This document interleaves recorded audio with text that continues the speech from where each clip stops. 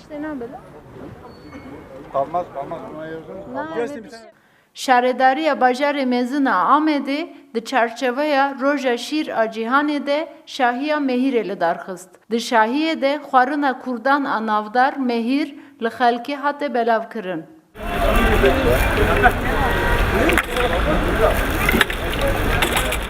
Li gorî rêveberên şaredariyê, kesên ku dixwazin xwe ji kelegerme havînê biparêzin, divê rojê carekî mehîr vexwin. Şîr di tarîx û di jiyana me de ciyekî girîng digire. Ji wana yek jî mehîr e ku em zanin em tev jê hez dikin. Me got bira îro çalakiya me li ser mehîrê be ku herkes mehîrê nas dike.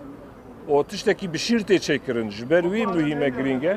Amediyên ku mehîr dîtin, bi kêfxweşî li tama mehîrê nihertin. Li gorî mêran tama mehîrê xweş bû, lê jin berewer jî mêran difikirin. Qasîm xweş çê nekiriye. Ez jê xweştir çê dikim. Meyra gund daha xweş. Em nû dikinê, em kereng davênê, em kundir davênê. Em daha xweş çê dikin. Pir xweş dikin. Delal e. گرم خود سر گرم نصراشتن ادها نظافو اشمراس پرخوشتم بر بابو کانادم دخون دوامنی مهیر اوا مهیر روح مهیر Mehîr li Bakurê Kurdistanê xwarinekî navdar e. Mehîr ji masto dan tê çêkirin. Hin herêm, pincar, nok, kereng jî dixin nava mehîrê.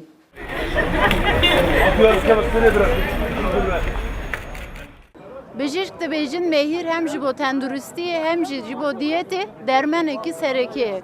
Ji ber vê yekê jî Amediyê dibêjin ji bo ku roja te nebe zehîr, her roj bixe tasekî mehîr. Gönül Morkoç, Rûdaw, Amed.